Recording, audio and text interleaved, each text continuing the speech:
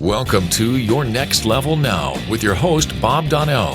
As a human behaviorist, Bob has helped people from every walk of life reach their next level, both personally and professionally. Whether a celebrity, professional athlete, or entrepreneur, Bob has helped them align their behavior with their desired result in their life and career. This is Your Next Level Now with Bob Donnell. All right. Well, everyone, if you follow me or you know anything about what I do, I love meeting and connecting with amazing individuals.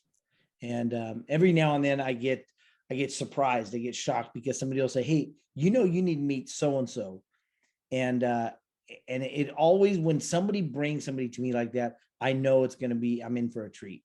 And I've been really blessed over the last 6 or 7 months that I've had the opportunity to know this lady, and you're going to understand why. But I think one of the most important things I can tell you is when you hear a little bit about her story, you're going to fall in love with her.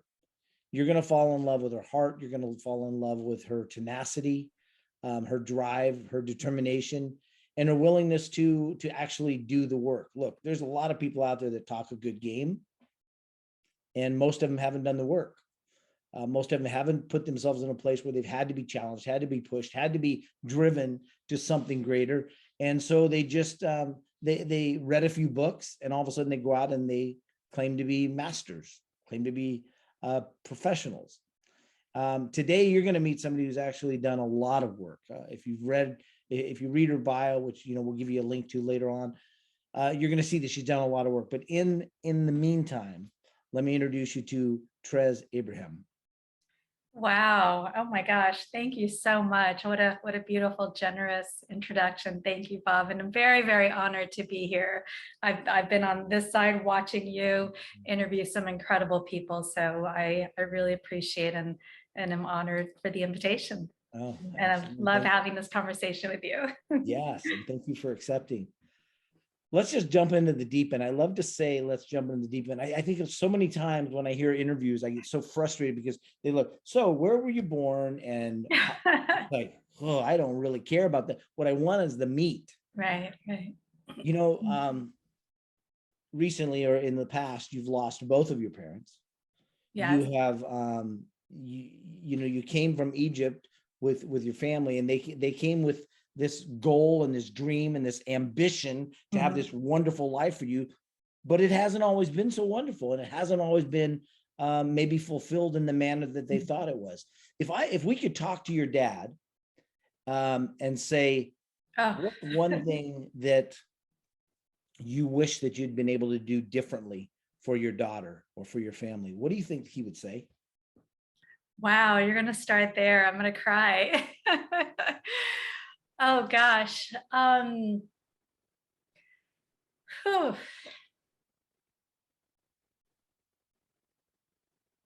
do differently. I think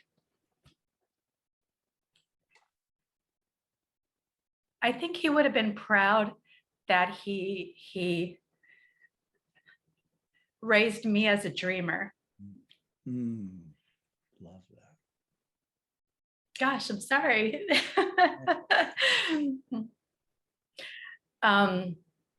Because he was a big dreamer. He raised us with, what would you love? What's your dream? Shoot for the stars. The worst you could do is land on the moon. And, he immigrated from Egypt for a better life, for opportunities, and worked really, really hard and struggled and broke through so many obstacles to create something that would have been pretty incredible. And both he and my mom died before they ever benefited from the fruits of their labor. Yeah. My dad died when I was 16 and my mom when I was 26. So very, very young, and just shattered my whole world. And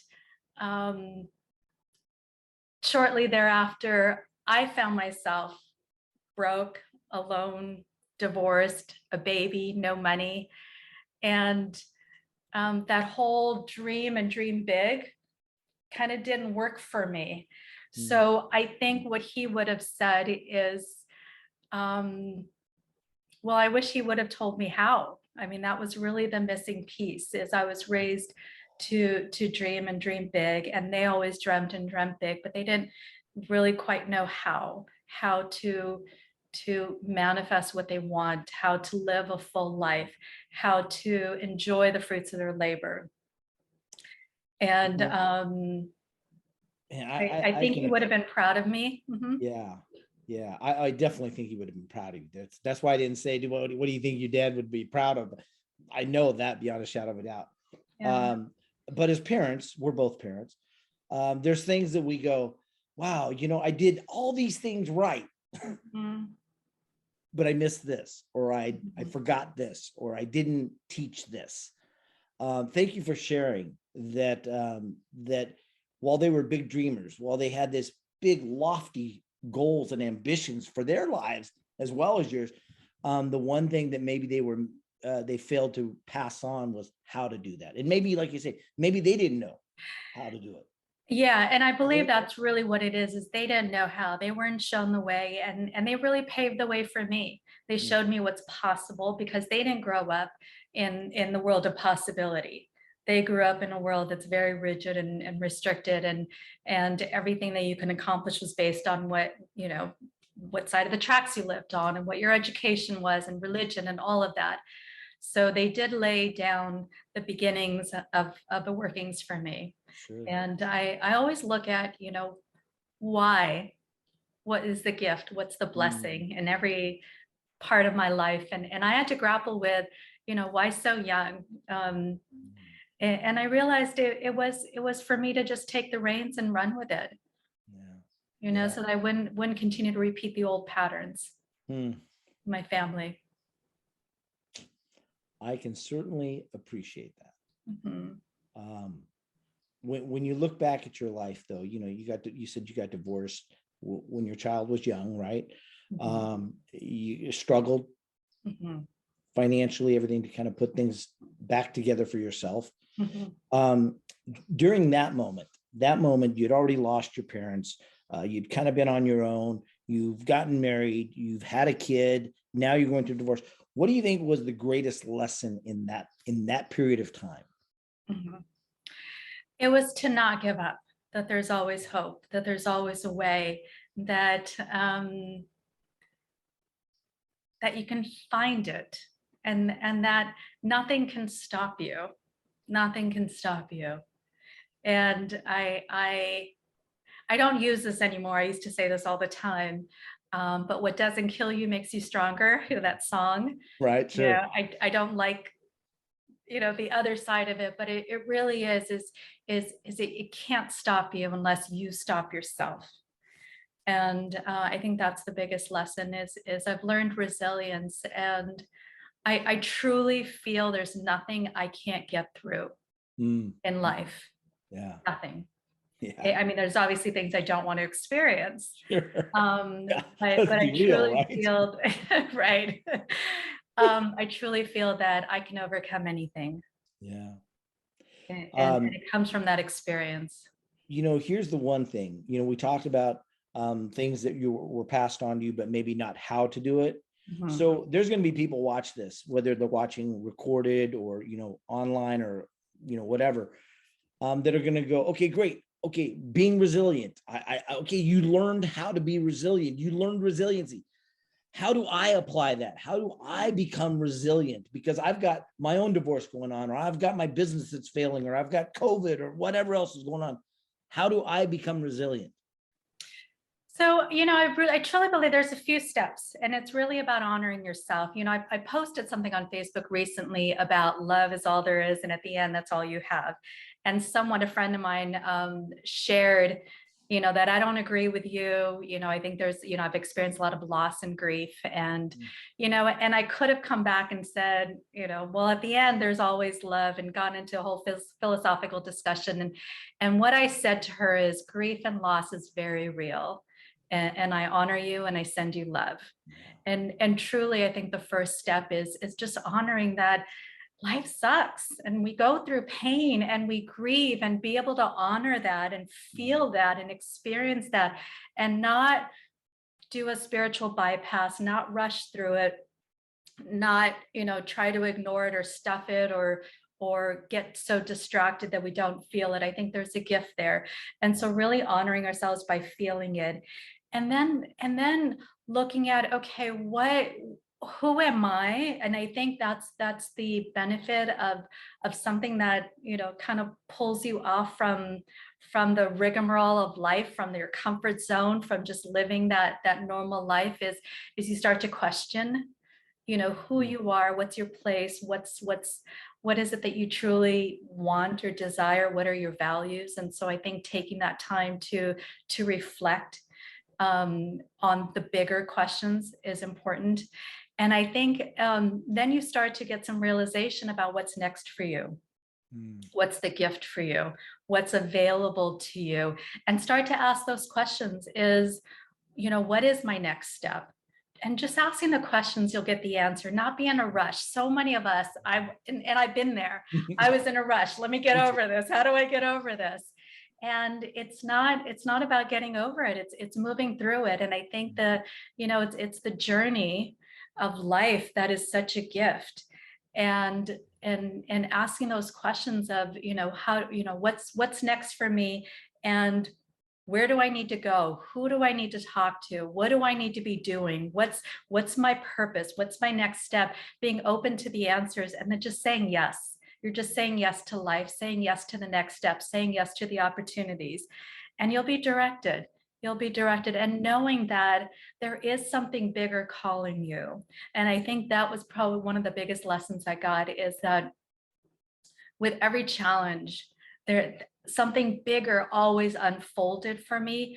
As soon as I said yes, when I fought it and I resisted, I was stuck. And when I said yes, it just the blessings, the incredible opportunities that have opened up for me has just been far more than I could ever have dreamt. And so I think it's truly about honoring your life and honoring the experience, and just asking those questions, empowering questions, not why is this always happening to me? Why again? Not, those can be valid, but they're not empowering. They don't take you anywhere positive. Right. And if we ask the wrong question, we get the wrong answer. Yes. Right? So we've got to learn to ask ourselves better questions as well as others. Absolutely. But starting with ourselves, asking ourselves better questions. So let's talk about your mom.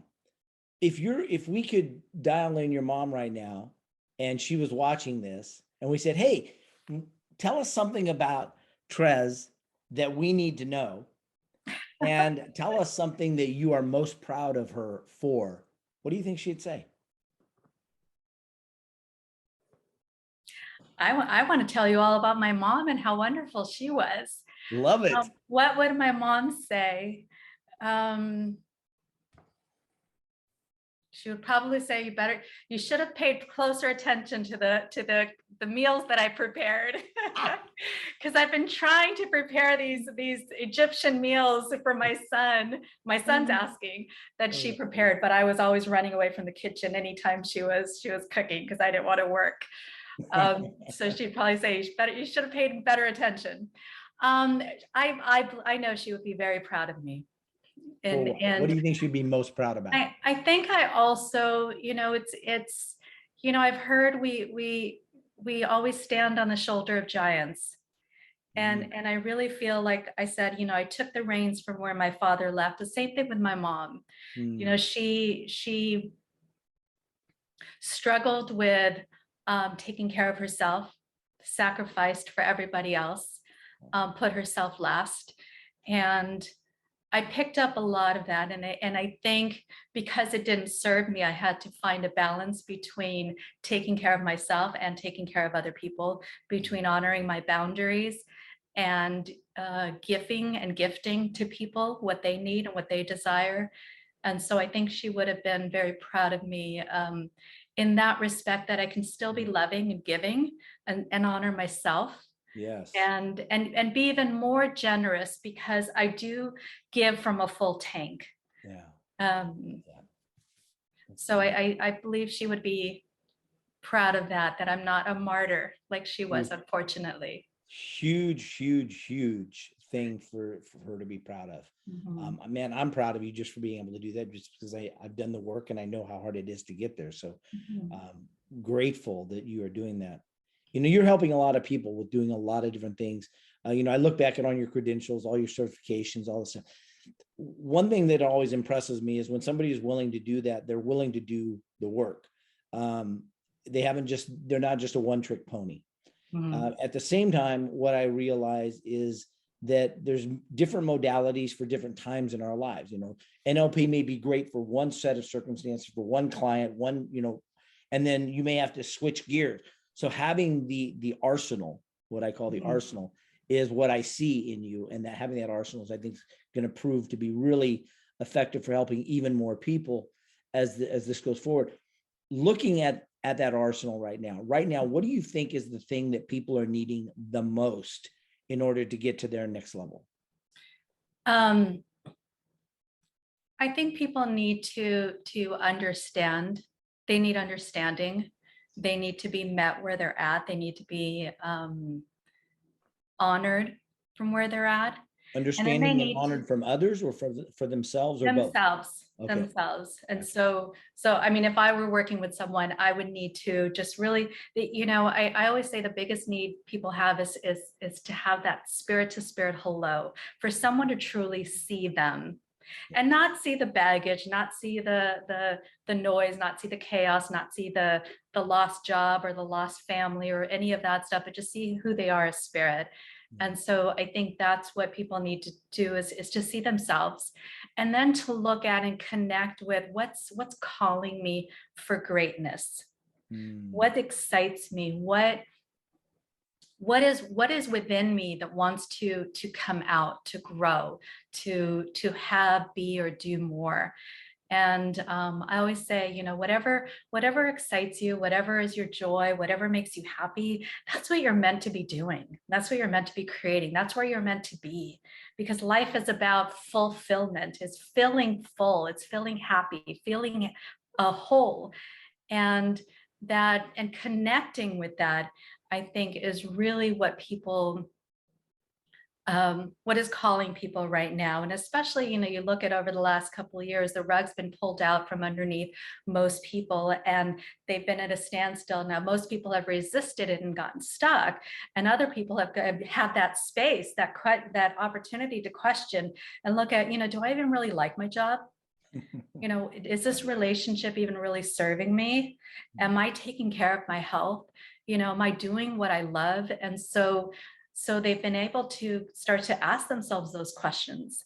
And I believe that's where this is really leading us to, is to connecting with what our true purpose is, and creating something that is meaningful for us to gift to the world, to connect with our gift to the world. So let's say somebody's listening to this and they're sitting there going, great, I need that. Yes, I definitely need that. I'm stuck in a position where I'm in a loveless relationship, or I'm in an abusive relationship, or I'm in this job that's just unfulfilling and everything. What do you say is the first step for them to break through that? I think really be honest with where you're at, and then also look at, what would I love? What would I love in a perfect world? What would I love? What type of relationship would I love? What type of career or job would I love? And I say that kind of hesitatingly, because it's like, I believe, when you ask to get into your purpose, to get alignment, to say yes to God, the universe, it's like God is saying, God says, thank you, number one. And number two is like, hold on.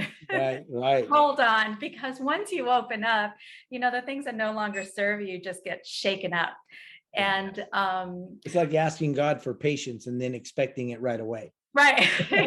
You're in trouble when you ask for patience. Be careful. Everything's going to take longer now. Exactly. I love it. That's so true. And the same thing, you ask for that dream career, and you might walk into work and get fired. That's right. And so, hope you got some, I truly believe everyone needs support. So find that support, because that is a huge step.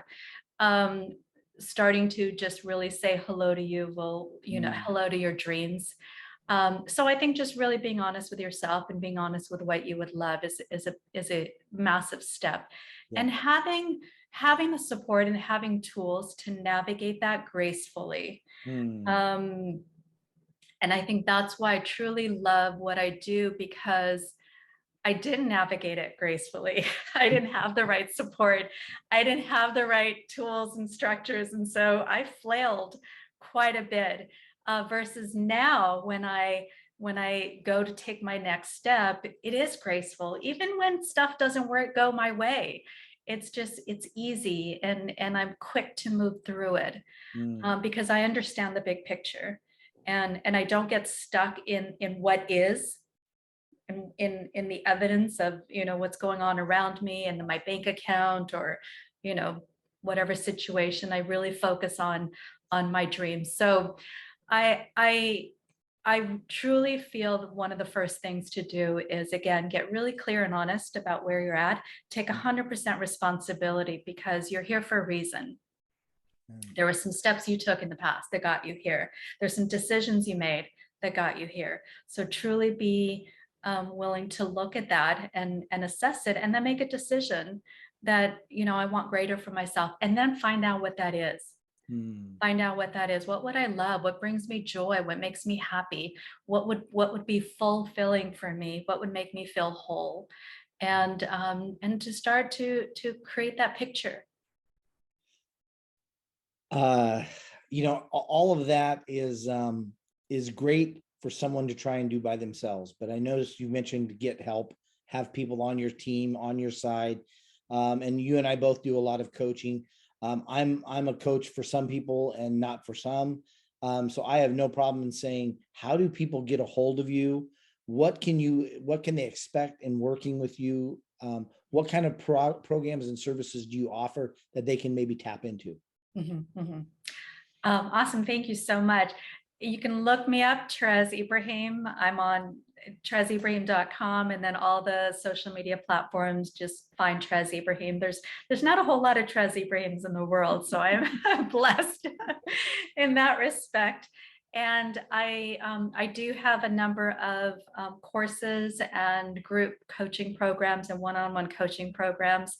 I do also have an intuition and healing course. So someone who's really struggling can reach out to me, and I would absolutely free of charge invite them to get a healing on anything physical, emotional, life situations to help them to clear some of that stuckness and get out of the sometimes people are in a quicksand. Those who are who know there's something big calling them, who have a big dream or big goal or just want it all. I love working with people who just know life is too exciting to play small. I do one-on-one coaching for a small group of individuals. So absolutely.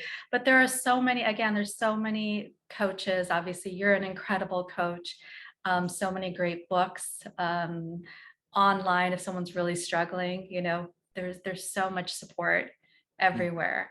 But if someone, I'm not for the faint of heart because we go deep and we don't sugarcoat around things, and we don't really focus on one area as well. I believe in life mastery. I believe you truly can't be happy unless you're living in a 10 in every area of your life.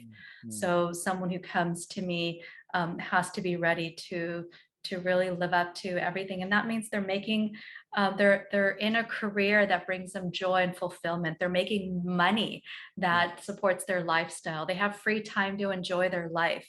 They've got incredible relationships that support them and vital health that helps them get through the day. So that to me, that's true life mastery. Is being happy and fulfilled in every area of your life. Agreed. So how do they get in touch with you? Through Facebook? How do you like it? Voicemail, phone calls, emails? What do you like best?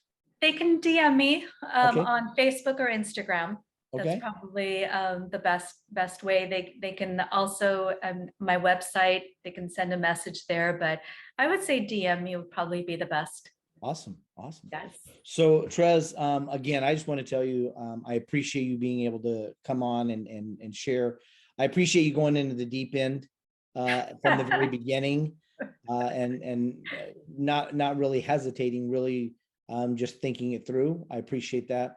But more so than anything, I just appreciate who you are. You know, I always say to people, I give more credit to who you are than what you do. I don't care how many degrees you have, how much money you have in your bank account, what kind of car you drive, but I do care about who you are, because who you are will determine the quality of everything else you do. So I appreciate that about you. So who you are is really an amazing, sensitive, caring, loving woman. And I just greatly appreciate that. Thank you. Thank you so much. And thank you for inviting me. And I absolutely appreciate you, Bob. You're making such a difference in the world, and the people that you bring together are just incredible. So thank you for allowing me to be part of your world. Thank you. Thank you so much.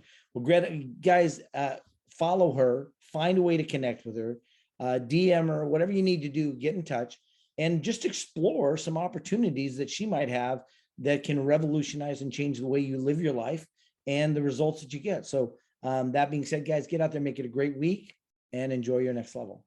You've been listening to Your Next Level Now with Bob Donnell. To find out more, call us at 949-542-6398. That's 949-542-6398. Or you can find more information on our website at everythingnextlevel.com. That's everythingnextlevel.com.